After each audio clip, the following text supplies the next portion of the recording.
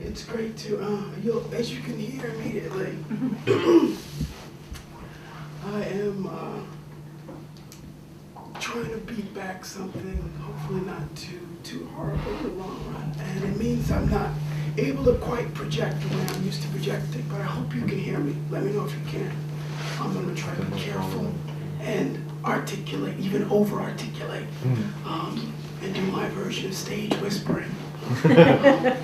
Maybe it'll make this scene more intellectually intimate.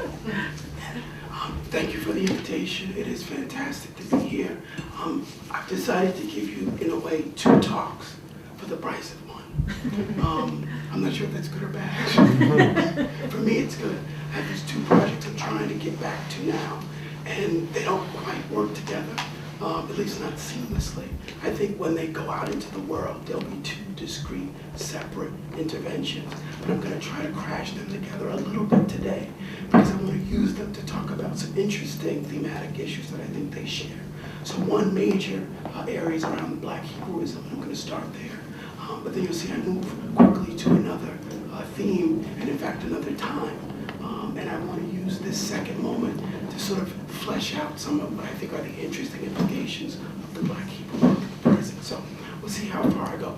One thing I'm notorious for doing is leaving the script. And so I'm trying to discipline myself. I think it's good to be able to talk about this stuff. I talk forever about it. So we'll see how far I go before I give up and just wait a little bit, which I would do anyway, regardless of how I sound. So we're going to start in 1966. Amidst race riots and related urban unrest in Chicago. I almost feel it must sound horrible. It's okay. Don't worry. It's okay. It's horrible. Amidst race riots and related urban unrest in Chicago's poorest Black neighborhoods, one of that city's native sons, a 20-something African-American named Ben Carter, received a vision from God. Actually, less a vision than a voice, the angel Gabriel's voice, relaying a message to him from on high. God wanted Ben Carter to lead his people out of the wilderness of 1960s America. And heeding that celestial call, Carter began to prepare a flock for its new home in Liberia, that 19th century politico-geographical concoction of the American Colonization Society. However, this mid-1960s emigrationist move to West Africa proved only a temporary sojourn. That's because Carter, who had already been renamed Ami, so he went from Ben Carter to Ben Ami, son of my people in Hebrew, was also part of a much larger organization with documented Black foremothers in places like Boston, Massachusetts, as early, in fact, as the 1600s, whose members claim that African Americans are actually descendants genealogically of the Bible's ancient Hebrew Israelites, which meant, of course, that Liberia wasn't quite their true home. When Ben Ami took folks to Liberia, he took about 400 people with him to what was the jungle in 1967. But by 1968, as many as 300 of them had returned back to the States, either unwilling or unable to hazard the difficulties of bare life in the Liberian jungle beyond the bounds of the nation state, left to fend for themselves on the outsides of the body politic. Many of these African Americans from places like Chicago, Atlanta, Detroit, Ohio, New York, didn't know the first thing about building homes from scratch, cooking food, sans 4-burner stoves, or preparing meat and other items without the comfort of electric refrigeration. All things they needed to perfect on the peopleless, tree-filled land allocated to their cause by the Liberian government. When these African-American Hebrews left the United States, they weren't lauded as valuable ideological institutional progeny of the still lionized in certain circles Marcus Garvey and his early 20th century Black Star Line plot to relocate African Americans to the continent. In fact, they were considered by most folks in the African American community, especially people who imagine themselves to be political activists, as cowards, as sellouts, as apolitical freaks, right? Everyone else is digging their heels in to fight the man in the 1960s. And these folks are going to hightail it to Africa. It was the epitome of apolitical activity. So they were demeaned at home for avoiding the Black Power fight. And early life in Africa was considerably harsher than any of them had anticipated. And so this emigrationist experiment seemed doomed to fail by as early as the spring of 1968.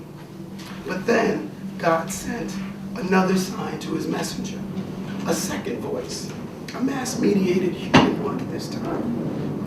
That April, Martin Luther King Jr. gave a rousing speech in Memphis during what would turn out to be his final public appearance, just one day before he was shot to death on that balcony in Tennessee.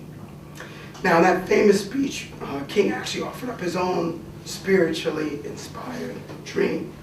And we all know the lines, I just want to do God's will. King said, he allowed me, thank you, to go up to the mountaintop. And I've looked over and I've seen the promised land. I may not get there with you, King said, but I want you to know tonight that we as a people will get to the promised land.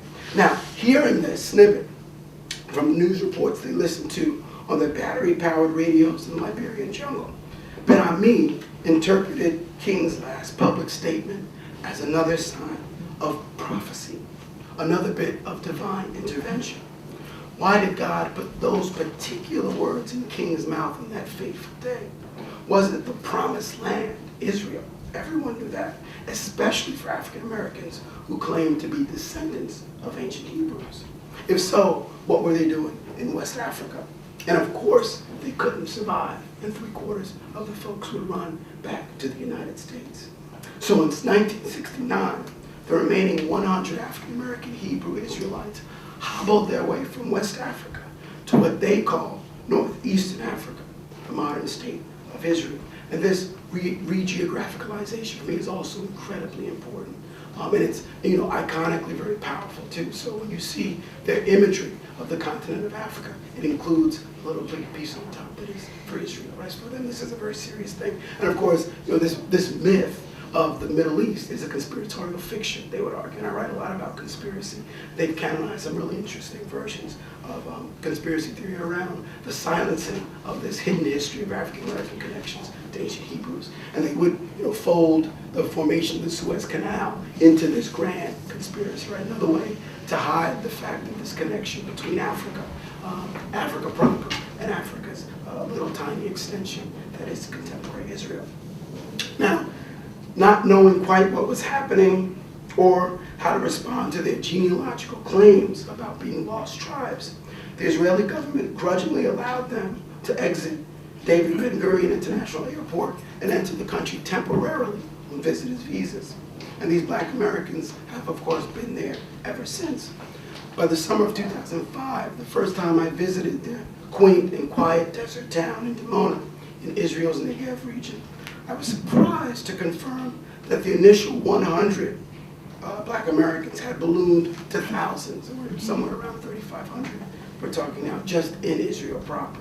And that these African American immigrants who invoked the right of return to justify their presence in the Holy Land have established themselves as a recognizable, if quirky, segment of contemporary Israel's multicultural landscape. They have become a little known, and I think little appreciated satellite of Black America, an intentional community that lives on its own relatively self-contained village compound, a converted immigrant absorption center, but not just there in their village, in their kifar.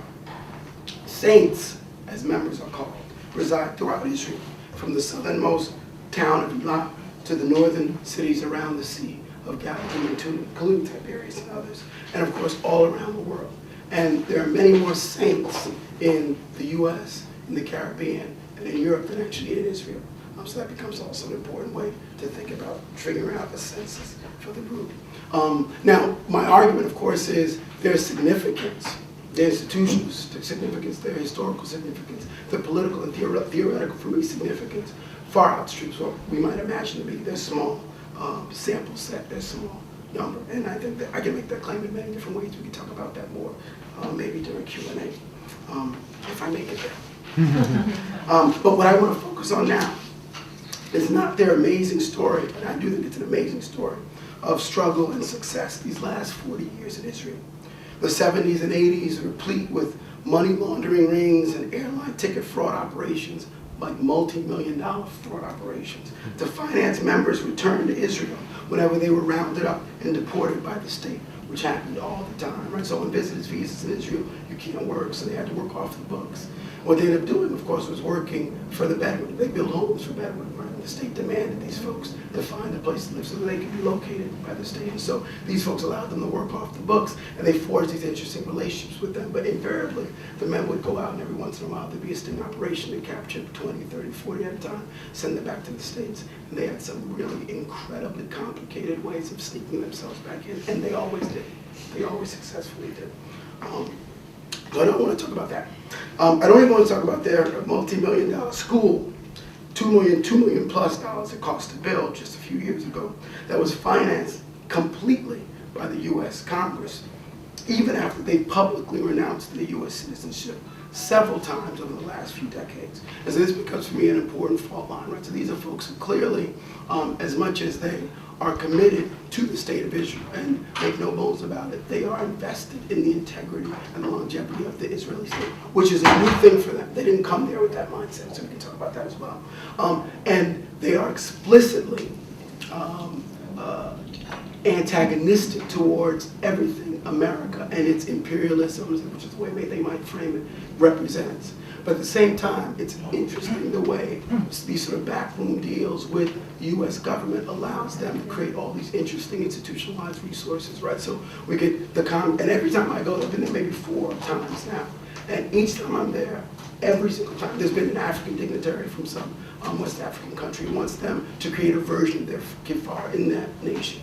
And there's been a U.S. congressperson who's been there trying to make sure these folks are all right and trying to negotiate a way to keep the public relation machine on the positive end of things when it comes to these African Americans in Southern Israel. So they really do some wonderful things sort of backstage vis-a-vis questions of the state and governmentalities. We can talk about that as well. And I don't actually want to talk about the other thing that's going to be important to the book project, which is the fact that they themselves are bankrolling $1 million development projects throughout Africa. So they built a version of their kifar on a much grander scale already in Benin. It is spectacular. And they built it literally from scratch, from the dirt up. And they're doing another version in Ghana, in Togo, and other places.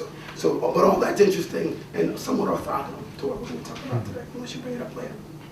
What I want to highlight, and in a way maybe purposefully, but I think constructively decontextualized, is that still silent voice of Angel Gabriel.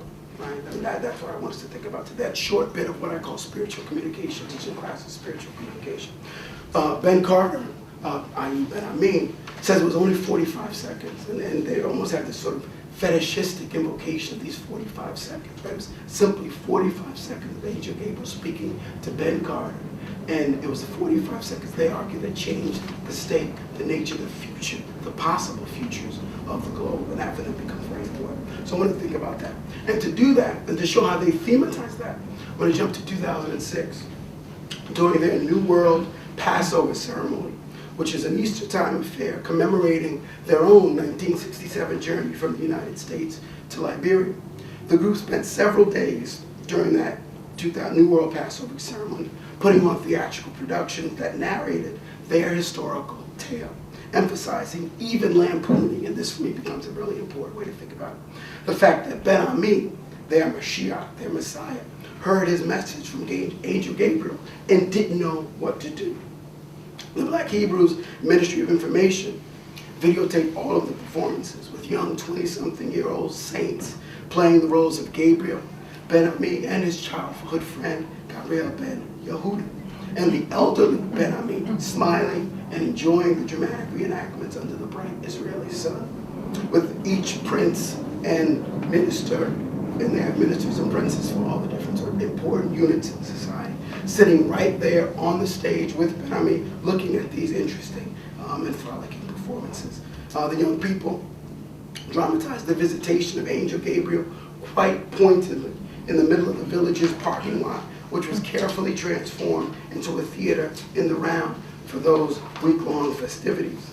The young Ben Ami is startled by the voice, doesn't quite believe it, thinks he's going crazy, and only grudgingly begins to heed its call, cautious, doubtful, hesitant all the while. The entire performance is done almost like a kind of spoof, with the saints laughing to themselves at how crazy, how utterly ridiculous this must all sound and look, how absurd even. And this is all documented. So one thing I could have done, of course, if shown this to you, because it would have been nice to see. But I have this really, I don't know if it's a passive aggressive thing. When I first started to present my work, maybe 5, 6, 7 years ago, I used to always show stuff. Okay, this would be on the side. I used to always show stuff.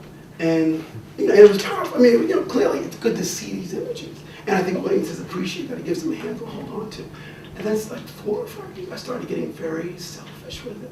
And so I would sort of paint these vivid pictures, and I would never show. So first I would bring the tapes with me, and I'd make a game time decision. The audience was good. And then finally I just stopped bringing the tapes. So I couldn't even be, enticed into pretending. But they videotape this themselves. So I haven't shot anything, right? They document themselves and archivize themselves. They're anal about it, right? They're meticulous about it. So there's all this wonderful imagery of all these performances, but this stands out for me. And what I liked about this event is this was a performance not for the sort of, the ditzy anthropologists in their midst, right? This was a performance for them and for their transnational, globalized, diasporic Black Hebrew community. So we're talking about, so think about New World Passover a ceremony like this. I took a plane to Tel Aviv one day into the ceremony, so it already started. My plane was big, 757, Southern Continental, from Newark, was completely full. Easily 3/4 of the people on the plane were African Americans. That's just one plane. We're talking about folks descending on this place for a week. African Americans from all over the U.S., Afro-Caribbeans, Australians, Black Europeans, all coming here to see these presentations of self. So this is an incredibly important week, a freighted week. And it's not put on for the benefit of a lowly anthropologist. This is them sort of documenting and dramatizing their own history, their own past. And this is a key bit, I would argue, of representation. And I want to use it more specifically to talk about race, religion, and spiritual communication, like I said, and how these cross-world interactions, Angel Gabriel, Ben Ami, get represented through media that might predictably interest in anthropologists writing and working on contemporary American politics and culture. But to do that, I want to lead them on for New York City, or New York City 100 years earlier, to the life of Pascal Beverly Randolph. How many folks have heard of Pascal Randolph? So I'm working on a separate project where I try to trace a line, actually, between, and this is going to be a little article or something, Randolph, a kind of charismatic African-American religious figure from the mid-19th century, through the likes of Daddy Grace, Father Divine, Marcus Garvey, Wentworth Matthew even, and Elijah Muhammad, all the way, of course, to Ben Ami and his exchange with an archangel. And I'm doing this because I'm really interested in trying to think about how all these folks thematize a certain form of spiritual communication. And I want to imagine spirit photography as a really nice nexus for sort of concretizing some of these issues, at least some of the stakes of these issues. So Pascal Randolph is my way to kind of get into that. Let me tell you a little bit about him, because no one ever knows about Pascal Randolph, which is a pity. Now, Randolph was a decidedly self-educated African-American born in downtown Manhattan in 1825. And he was raised on a patch of what was then a teeming, soot-filled slum known as 5 Points, where several of the city's most dangerous and sometimes bloody streets intersected. Not at all atypical for the time period, Randolph's mother died of cholera when he was only 6, in the epidemic of 1831. And the story of his father, right, the story he tells time and time again in his writings of the Virginia Randolphs, seems to have been dreamed up by Pascal himself out of little more than fantasy. Now, despite his humble and poverty-stricken beginnings, by 1855, at the age of 30, Randolph was already a world-renowned transatlantic sex magician who practiced alchemy, numerology, and various forms of astral projection. He also represented an early pre-institutionalized version, I would argue, of American proto-anthropology. His mid-19th century research trips, and they were research trips for him, throughout Western Europe, Egypt, and the Turkish Empire, netted him powerful fetish objects, potent talismans. magic mirrors that one magnetized for clairvoyance, to gaze into the future or the past by carefully ejaculating on their surfaces.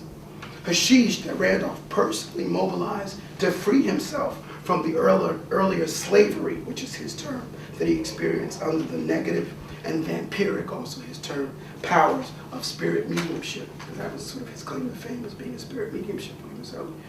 Along with a variety of crystals, magnets, and newly learned meditative techniques that allowed practiced men to, say, engage in sexual intercourse for seemingly extraordinary amounts of time.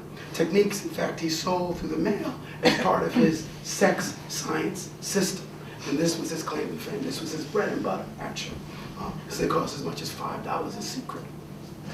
Now, historians of religion have characterized the rise of occultism and mesmerism, anoromagnetism, etc. in the 19th century as a quintessential example of the kind of flight from reason, irrational commitments to mysticism and superstition. But I'm particularly interested in the political service to which sex magic, spiritualism, and even to a different extent occultism were put by the likes of Randolph. Mediums who channeled historical figures such as Benjamin Franklin, John Adams, and Martin Luther, even Socrates, in the service of their abolitionist or women's suffrage causes. These long dead, deceased spirits deployed to rail against the injustices of slavery and female disenfranchisement. Now, even after Randolph denounced and recanted spiritualism, which he claimed had evacuated his soul and individual subjectivity in the name of uncontrollably foreign forces, and began the occultist search that he would bequeath to the likes of Madame Blavatsky of the Theosophical Society. His continued use of magic/mediumship as a civil and political tool in debates about the future of the nation state, law, and governance were clear examples of the extent to which the public sphere was soaked through and through with more than just finely sifted Habermasian hyper-rationalities. According to Russ Castronova, 19th century America's far-fetched, pseudo-scientific, and illogical politicking, the kind that Randolph and his sex magic and spiritualism and mediumship exemplified, was actually more in line, not less, with Habermas's irredeemably abstract definition of civil engagement and its privileged, disembodied, and passively immaterial citizen subjects. Human beings pure and simple, as Habermas put it, without a trace of the confusingly salient social baggage that comes with actual embodied political existence. Indeed, Habermas's public sphere was always what Castronova labels a kind of occult public sphere, demanding members embrace a form of humanity stripped of everything that gives social intercourse its specificity and value, right? So this is Castronova's argument, right? That Habermas has already created a kind of occult public sphere. These are human beings engaging in political discourse, part of the social polity, without any of the materiality that constitutes humanity. These are ghosts, these are spirits, right? These are political mediums, Castronova would argue, right? That do a kind of work only because they have to put aside, they have to discard their racialized identities, their sexualized identities, their class differentiations. All that stuff is besides the point. It's about the mind, right? It's about rhetorical arguments, making a case for a particular kind of political position, arguing on those terms without any of that baggage, any of that junk, any of that irrationality and specificity getting in the way. That makes sense, right? So that's how, so you want to say Habermas has already set up this kind of weird occultist game where these aren't actual people engaging in politics. This is something else, right? These are spirits. These aren't human beings with flesh and blood and particular kinds of embodied humanities. Now, the common caricatures we proffer of Habermas and forms of sociality we imagine he conceived as being birthed from a newfangled and thoroughly modern public sphere are inadequate models of political categorization. We are taught Habermas who glimpsed the emergence of the public sphere in European coffee houses about a century before Randolph ever journeyed there. A public sphere supposedly enabled by capital, ordered by principles of rationality and articulate debate. And Habermas envisioned a civil conversation hostile to the status-based authorities, immune to irrationalities and unfalsifiable claims, purged of groundless and unexamined superstitious beliefs. And of course, many scholars have argued that an irrational sophism or exclusionism, far more pronounced than Habermas probably allowed for, has always fundamentally defined the public sphere as a discursive and political space. But Castronovo's wrinkle, which I think is an important one, also emphasizes the degree to which Habermas himself constructs a public sphere that slinks occult-like properties and priorities through the back doors of those very same 18th century coffee houses, right? So that becomes key. I can tell you I'm about to leave the paper. So, the point of all that, I have quite a bit more to go, but I'm just going to talk right through. Am I lazy? I don't know what my issue is. Well, I think I'm also reading you all, and some of you are here with me, but some of you all I think are dozing off, and I feel like I can grab you a little bit better if I talk to you. My point with Randolph is simply this. See, I would argue he has a commitment to a version of occultism that isn't about reducing himself to the mereness of the thing, to thingification, to mediumship, right? To being a receptacle for some other spirit, right? So when he decides to recant spiritualism and to begin to practice a very proactive form of occultist intervention vis-a-vis these other worlds, right? So not just standing by as some passive vessel for other spirits to speak through, but to enact, based on his own agency, a particular form of spiritualized interventions into other realms. Part of what he's doing, I'm arguing, is offering a different version of occultism than the one that Casanova would allow for, right? So the only way we can think about an occultist public sphere isn't the one that demands we disregard all of our particularities and specificities, right? That Randolph demonstrates this. But he demonstrates this in a way, I would argue, that's really important for us as a lens to think about a whole series of other kinds of things. And so I'll just kind of lay out the other things as I see them. So the first real key in the section I go through around photographs and photography. It's an example I don't really bring up in the second book on race and sincerity, but I think it would have been a good one to bring up. And I'm not harm there's some students here who read the second book, I think, but I try to make a distinction analytically, I'll close,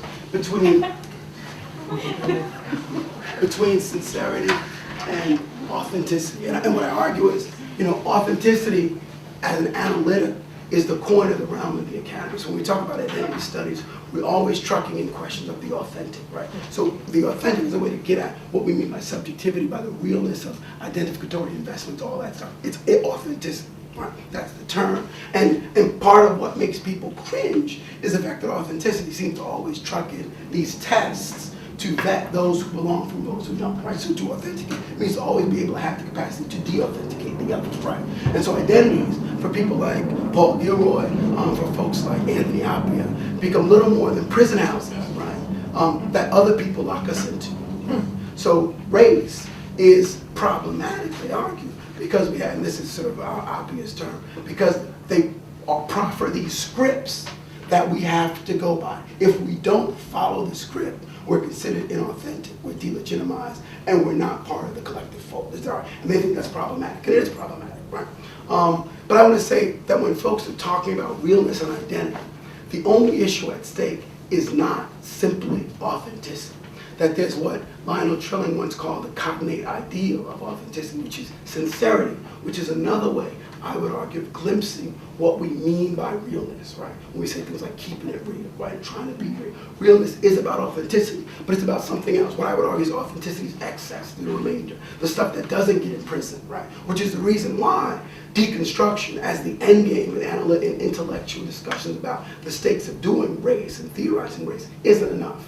Because you can deconstruct race to death, and it will still live, and more powerful in zombified form.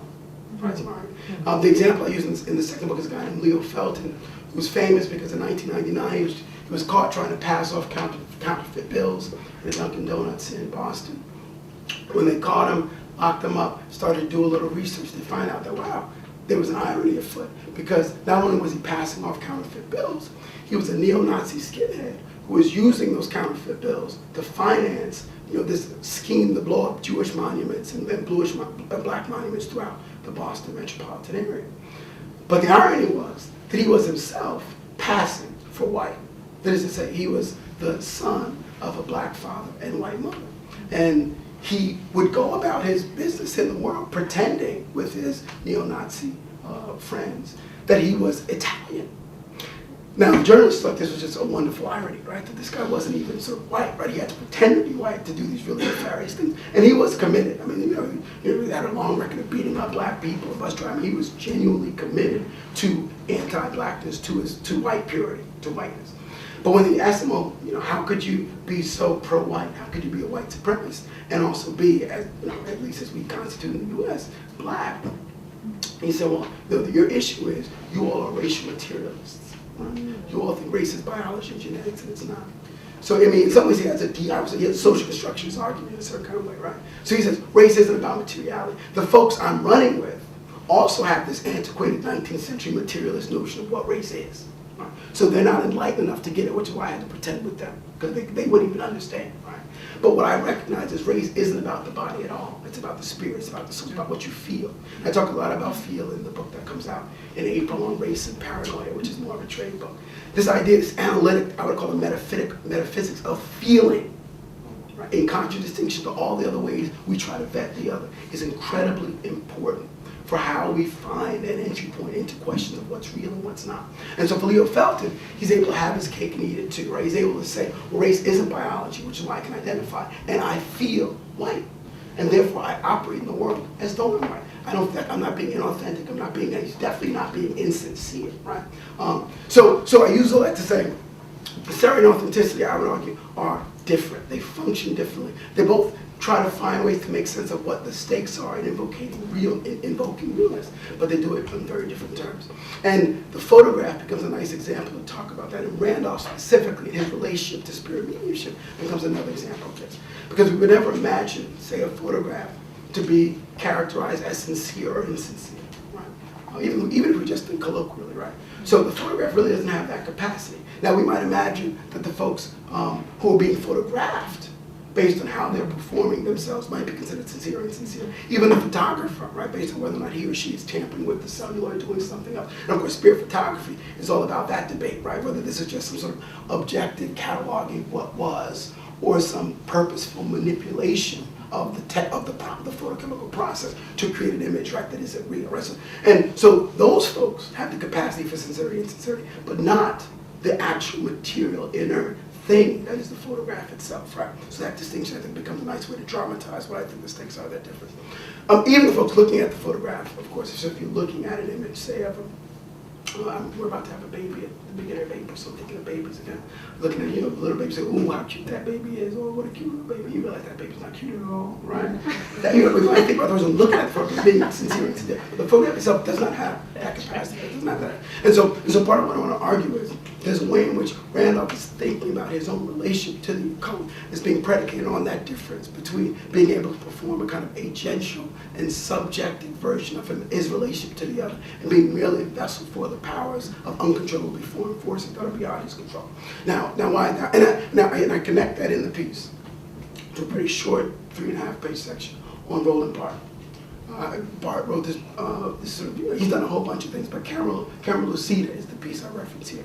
And it's famous for this thing between studium and the punctum, and how he wants to read a photograph. Now with the studium stuff, it's stuff that gets in the way. It's what you think you see, right? It's what's actually on the image, right? That's the studium. That's just a sand. That's fine. We all think we can see it. So that's the studium. He says that's not what's important about a photograph. What's important about a photograph, he says, is the punctum. He says the punctum is different. Punctum is something that pricks you, it wounds you. When you see it, it's disturbing, right? He says that's what makes a photograph important. And so he goes to this long meandering thing where he tries to sort of unpack what this punctum is. It's incredibly subjective. It's very private and personal. His image is the image of his mother, right? And it's an image of his mother. Of course, his mother is already deceased. But it's an image that he never shows us. So he gives examples of other photographs and punctum, but he doesn't give us the image of his mother. In some ways, a lot like what I do with images.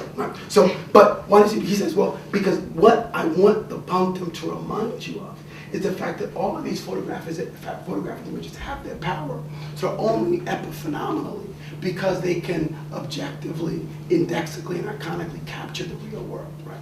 The real power comes from this punctal turn, which is based, he argues, on the fact that every photograph isn't just an image, a representation of what it ostensibly is showing us, but that it's always also an existential representation of our own death. No matter what we're looking at, what we're seeing, he argues in the film, is our own inevitable demise. Right? that's what we're looking at. So that's why the photo of his mother is important, but any photo can do that work, right? We're seeing, we're able to see, even if we never own up to it, even if we're not conscious of it, we're seeing our own death. And I liken it to that film La Jetée, which they turned into 12 Monkeys, with Brad Pitt, where the main character runs around with this image in his head of this man being shot on a pier and only finds out at the end that he's watching an image of himself being killed, right? He's seeing himself being killed. That's what he's been seeing. That's what he's been haunted by his whole life. Well, Barth says that's what happens every time we watch a photograph. We're watching our own inevitable death, right? Even if we don't know it. And so, well, why do I think it's important? Well, I think that's important because part of what I think he's doing is he's saying, in a way, all photographs are spirit photographs, right? That is, all photographs are ways of thinking about that dividing line between life and death and communicating back and forth between. At least that's part of the way in which Barth begins to think about why this is so fundamentally important to reimagine why we have to think as scientists, as intellectuals, about the photographic image.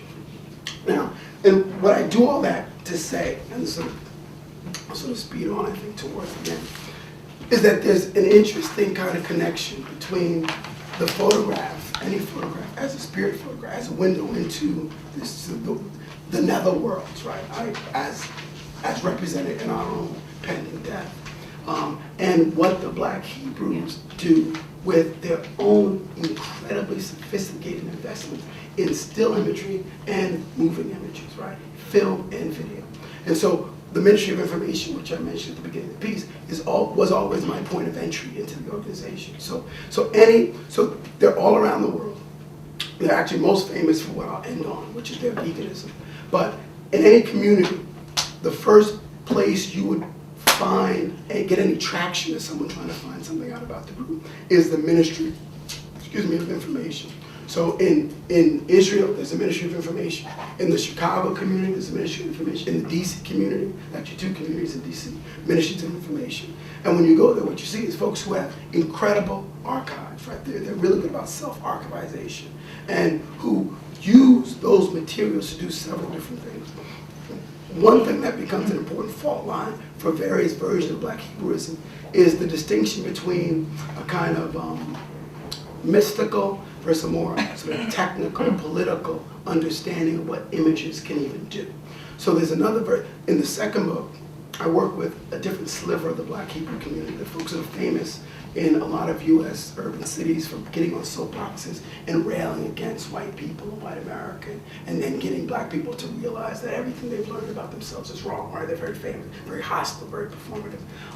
And that's a separate group. Now, it comes out of the same institutional history. They share a lot of the same historical lineages, but they've broken off, right? To the point now where, of course, the group that I talk about in that book is a group of individuals who define themselves as Hebrew over and against an identification with Africa. Right?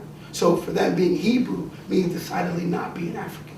Historically, genealogically, no recourse, not even symbolically. African Americans are not Africans in any way, shape, or form. And their diaspora is a decidedly indigenous New World diaspora that links indigenous populations throughout the Americas to one another and exempts Africa from belonging. So it's not even an African diaspora. Africans are Hagarenes, they're Hamites, they're Cushites, they're Canaanites, they're even Ishmaelites, they're not Israelites. That for them is a categorical difference, right? And when you go to the nightly performances, the nightly classes and sessions, which I did for the second book, what you see is they are as good as any Grand Wizard of Ku Klux Klan at demonizing African difference. I mean, Africans are savages. They do it in this really cringing and powerful way, and I try to depict some of that in the book. But now we have a group in Dimona that comes out of some of that same history, that is not only trying to reconnect this tiny little portion of the Middle East to Africa symbolically, but have renamed themselves the African Hebrews of Jerusalem, right? So being Hebrew means, by definition, being part of African communities, which is partly why they're at loggerheads. But the other reason why these two groups are at loggerheads is because they have very different understandings about visual images, right? And what media can and cannot do. So the group in New York City that I studied for this book are also incredibly savvy and purposeful about using still images and video images. They record everything, right? Which is why if any of you go to any of these cities and look at the cable access channels, you'll see their programming. right, which depicts them in their classes, depicts them outside. They're very good at that. And for them, of course, this is about them proselytizing. That becomes a key ingredient for why these things are useful. But at the very same time, they sort of do this interesting, irrational, but I still think powerful forward spin, where they're also really keen on telling you that what they're doing with these images isn't simply about giving people knowledge about the truth. It's about fighting a kind of spiritual, occultist power, a bad magic with a good magic. Right? So for them, Hollywood is key because it is literally, not figuratively, literally the wood witches and warlocks used to cast spells.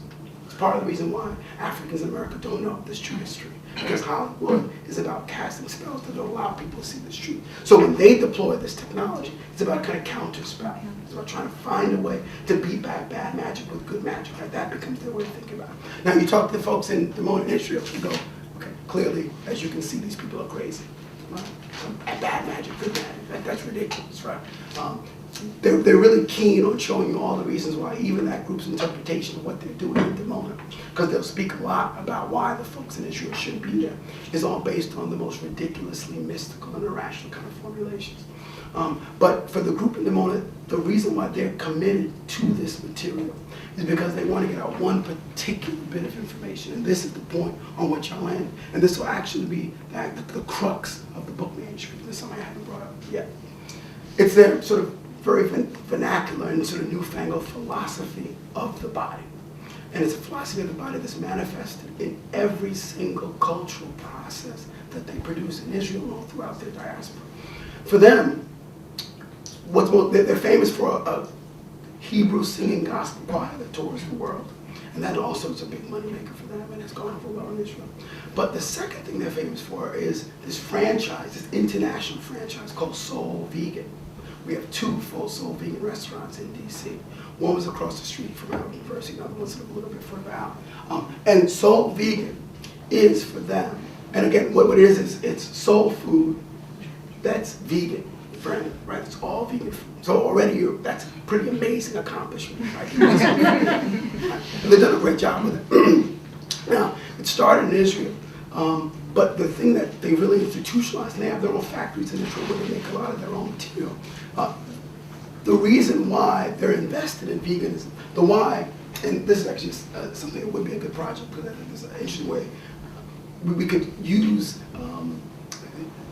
cold ice cream-esque desserts to talk about a lot of oddities of political actors in this history that a lot of folks do. Ben Ami, when he got to Israel, and they started veganism, they weren't vegans when they got there. But one thing he couldn't give up was ice cream. And so he demanded that his community create a vegan, a tofu, soy-based ice cream that he could eat. And what that means is they created an incredibly tasty version of soy ice cream, one that supposedly is the most popular throughout all of Israel. Is sold wholesale and retail throughout Israel. Right? You can get it also in their grocery stores and department stores here in the States.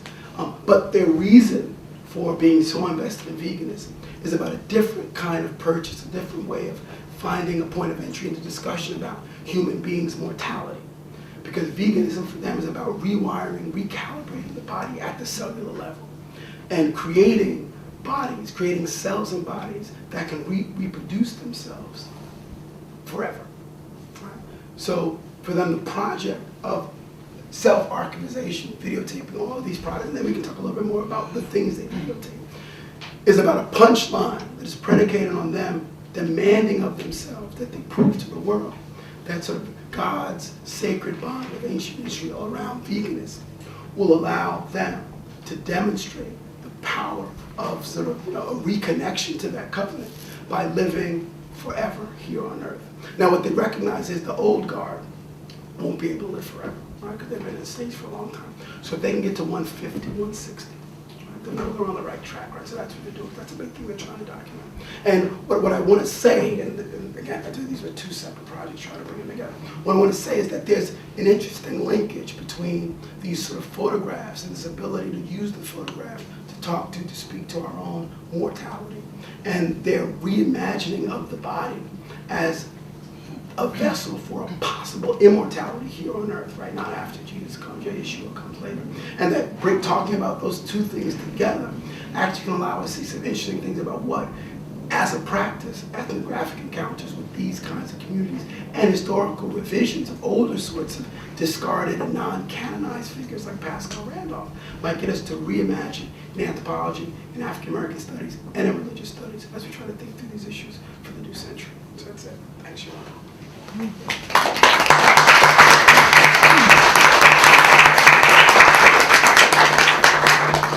Let me open this up to questions. The title of the talk is Black Judah, Race, Gender, and the 12 Tribes of Transnationalism, and we've been on quite a ride here. So I think we should now open up for questions. Anyone? If I don't see anyone right off, I will start by asking you to perhaps give us a little bit more of a sense of the group that you've just been talking about, the messages, the proselytizing. Where does their demonization, for example, come from? What is happening as Black Hebrews finding their way into Israel and getting kicked out and then coming back again, finding all sorts of ways back into Israel, have been actually flourishing in this community? What is the message, and where does the demonization actually come from? That's a good question. The message has changed actually radically. So when they got to Israel, basically the rhetoric was, we are the real Hebrews. You all are imposters. We're home. Leave. But you can imagine it doesn't go real well, right?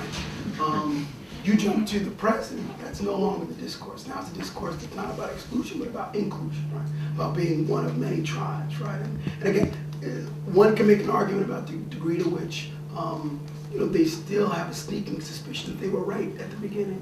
And this might be a form of realpolitik. I'm not sure that's fair, but I can see someone making that argument. But today, they are completely invested in Israel's current borders and the integrity of the nation state, to the point where actually and so I talked a little bit of the thing I left out is by about 1999 they ended up getting permanent residence, right, after a lot of politics.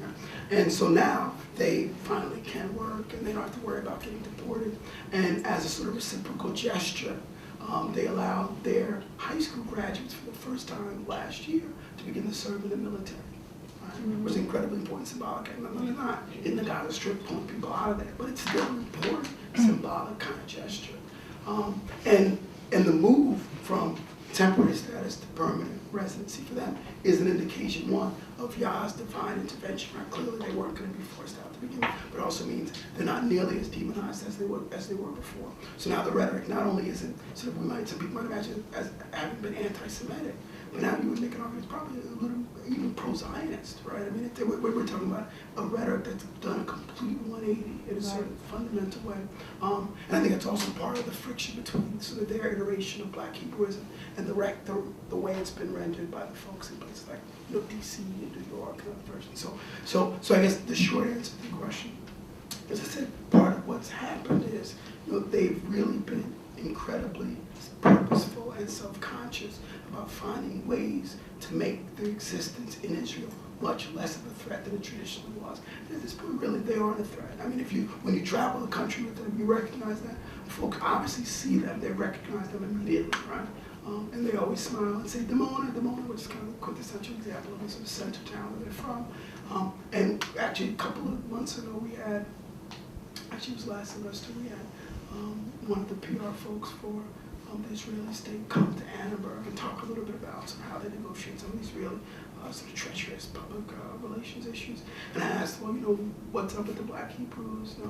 What kind of potential controversies have you had to deal with vis-a-vis that group? And basically said, no, they no longer cause the Israeli state any problems, right? What's the official response? I think it's probably true. I mean, if anything, now they're read as this success story, right? Another example of Israel's sort of really robust embrace of difference, right? So in some ways, I think they've changed there too, and as a function of that, they found their own sort of small space within the Israeli nation state. Joey? You kept promising that you were going to talk about what they're documenting, what it looks like. Well, it's literally everything. It's literally everything. One thing thing that they didn't document actually was the first few years in Liberia, because they were still trying to make it through the night. And they do document it as narratives, as stories they tell about how much tragedy they faced in those first few months there, especially, but that entire year and a half.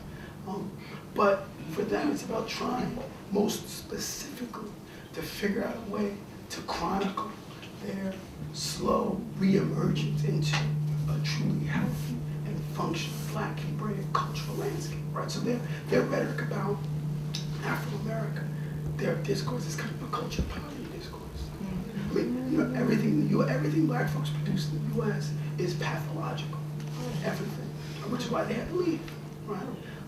And so for them, it's about saying, well, how do we then rebuild a model of sort of Black Hebraic cultural possibility without recourse to any of that contaminated stuff in the States? So all of everything they do, to the fiction and nonfiction, is about trying to find a way to model that difference, right? Model this new form of sort of Black cultural practice, and in contradistinction to all the things that happen in the States, right? So for instance, one good example is how they invest in music, right? So for them, hip hop, textbook case of Black pathology, hip hop culture, right?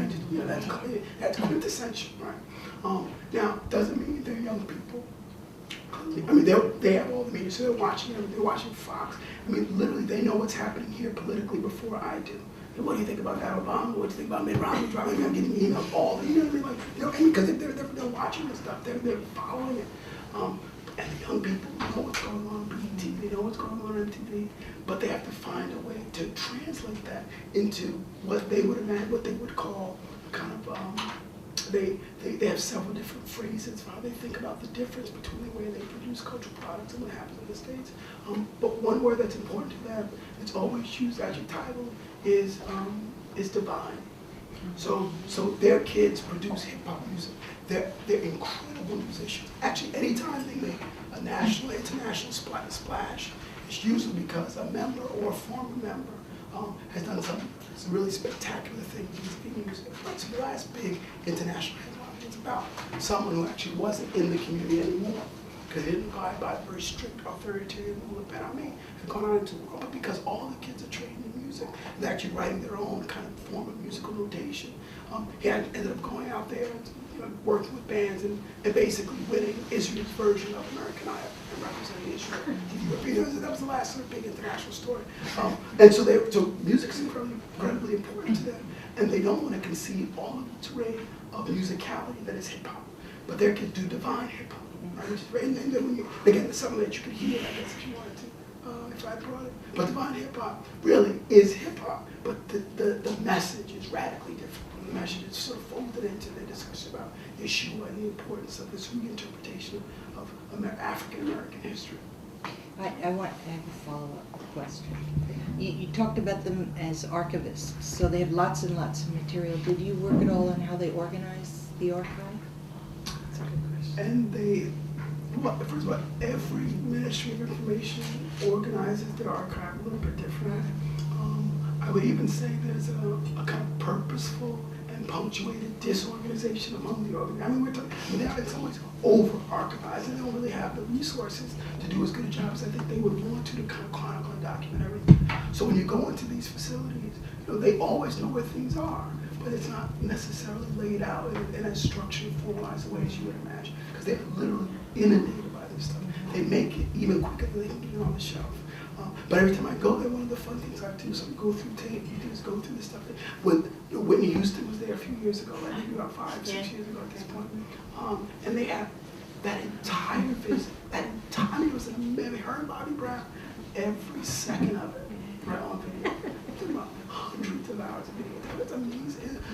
And sometimes they do things with it, right? So one thing I could have shown you, which I didn't, is they're sort of ode to one of their elders, right, who had just had a birthday, just turned, I think it was 70 or 75. It was this nice little quaint, they use sort of, canonical images of African history, along with some images of them in the village. And so they also produce documents that they circulate throughout the communities around the world.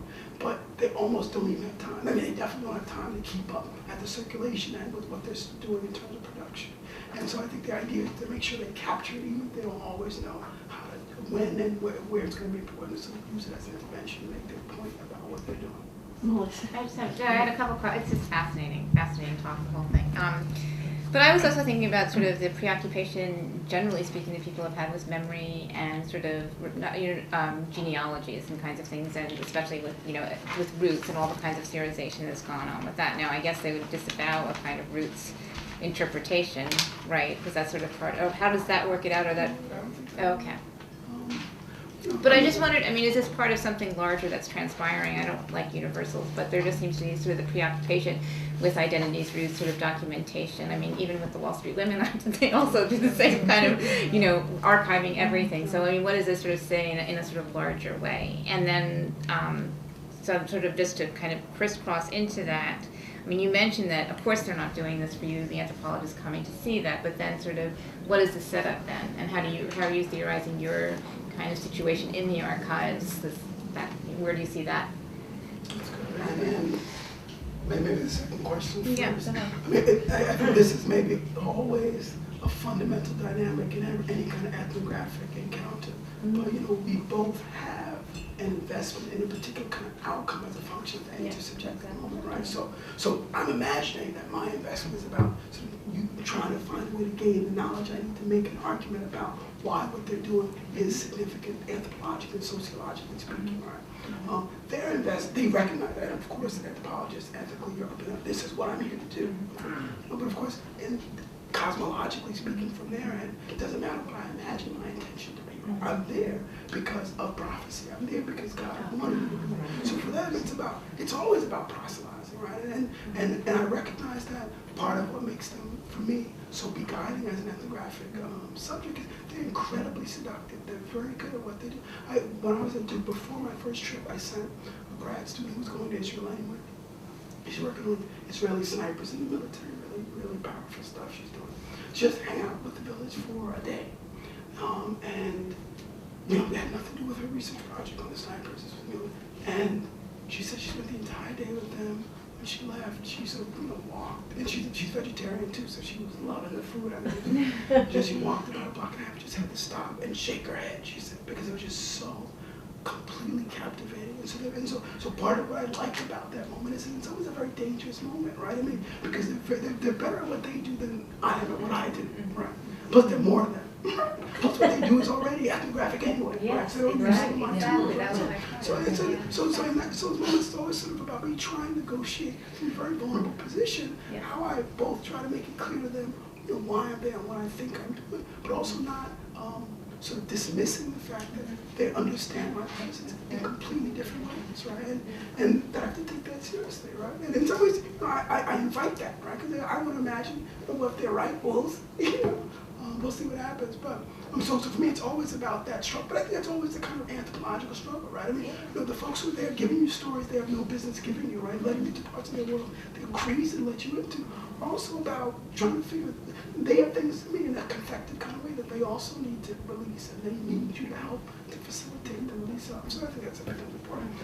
And then the first part of the question, which was about. Just, I was thinking of the preoccupation in general with people, documentation, and also specifically with, especially since the 70s in the case of the U.S. and with roots and blah, blah, blah. Yeah. And they follow all of that. Yeah. And they follow everything. They know all of this material. And for them, and again, I think what's, for me, so powerful about their project is they can use anthropology, they can use canonized history, they use all of these fields. I mean, I got into the group, the other version of Black Hebrews, again, discrete and different, as a grad student because they would send me to Butler Library.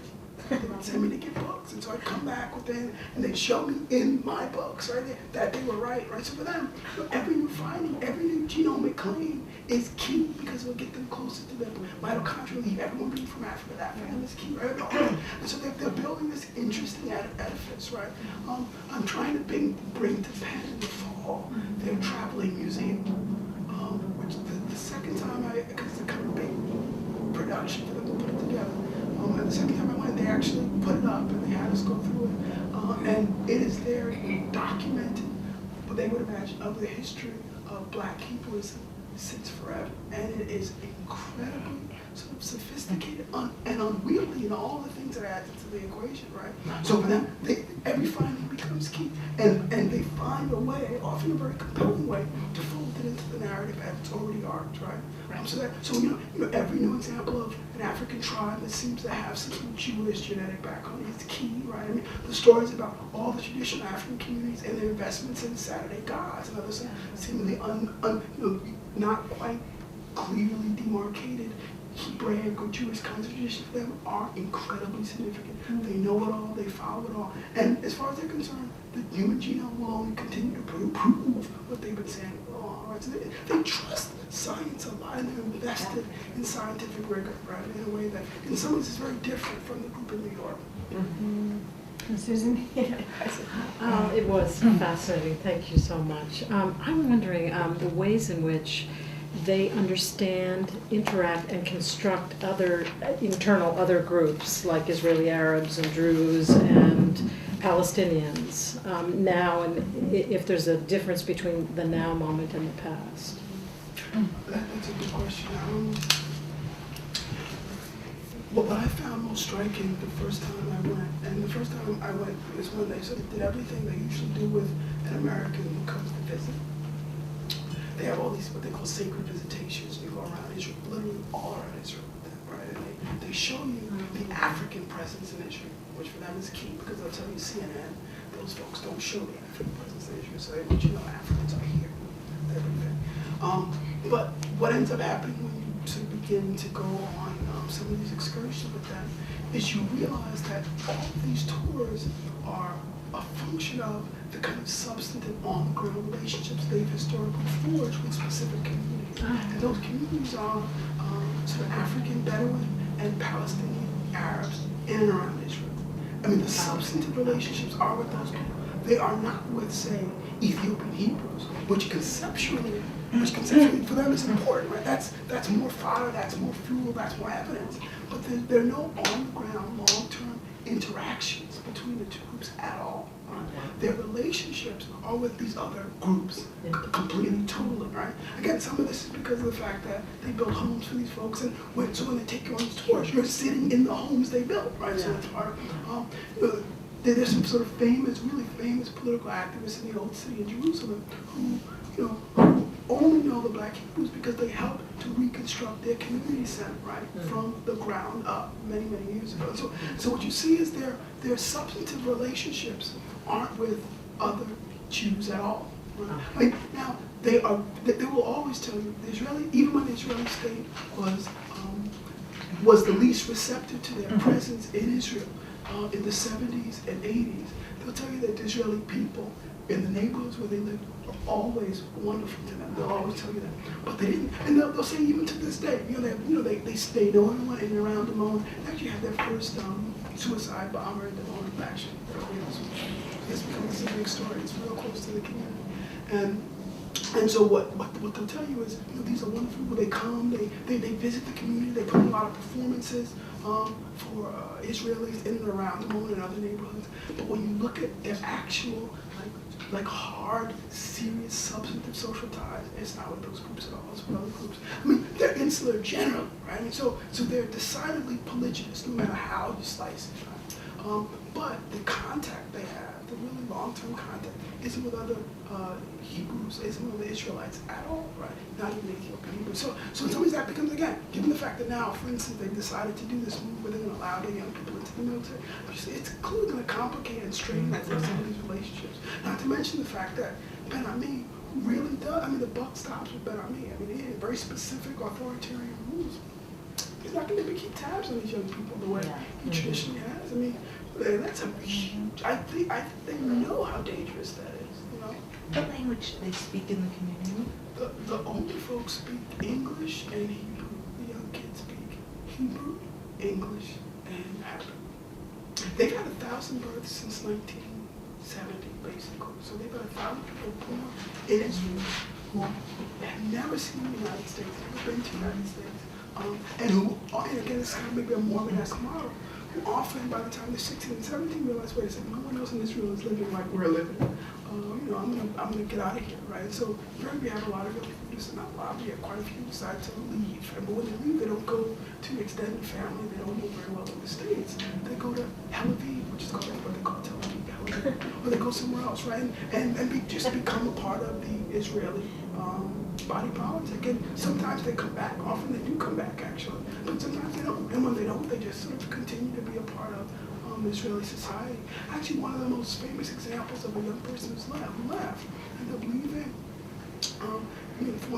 becoming a part of this band that toured and played bar mitzvahs and parties and things, and was in some ways the community represents him as their first victim of a suicide bombing attack, right?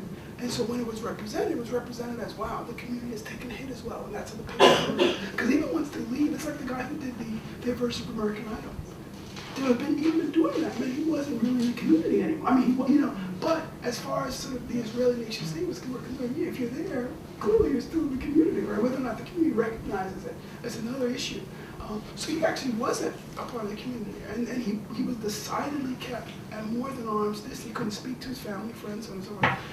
But the idea was with that moment, I don't think this was just a cynical move. I think in that moment, then he became this incredible sort of symbolic figure. And they would argue that was the moment that finally Israel allowed them to begin to think seriously about becoming incorporated into the nation and began the process of getting a permanent residency. So I do think part of what you find with them is, and it's a group that, I think the other thing I wanted to talk about, and it's related, is the fact that they're polygynous as well, which you always say, right? So, and this was the thing they had to fight for a long time.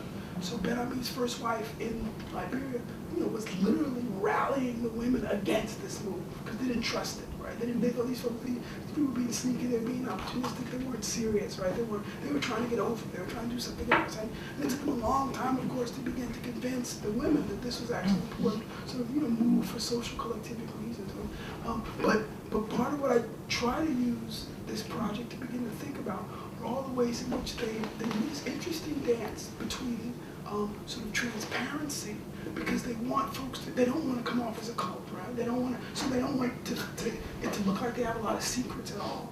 But of course, at the very same time, they're very good at policing the knowledge they do have, right? And so they do this interesting two-step, and it's a tough one. And the Israelis think when they do start to get a little aggravated or agitated, it's about not being able to get the data on the group, right? And of course, polygyny is not legal in Israel, right? And so it's all these ways in which no one can account for whose kids are for whom, and that's because it's a kind of slippery thing, and that's probably the biggest sort of PR issue they're dealing with now, is how to make sense of these 1,000 births and all these kids, and whose kids are they, and all that kind of thing. But what they've been able to do is, at least to this point, strike a balance between sort of a protection is very, I would argue, fairly sort of productively, maybe even healthily paranoid relationship vis-a-vis the state, and an attempt, very proactive attempt, to make sure they're as open and transparent as they can be, so folks don't lump them into the other groups they imagine they're not like. Great. More questions? Anyone in the back? Well, thank you very, very much.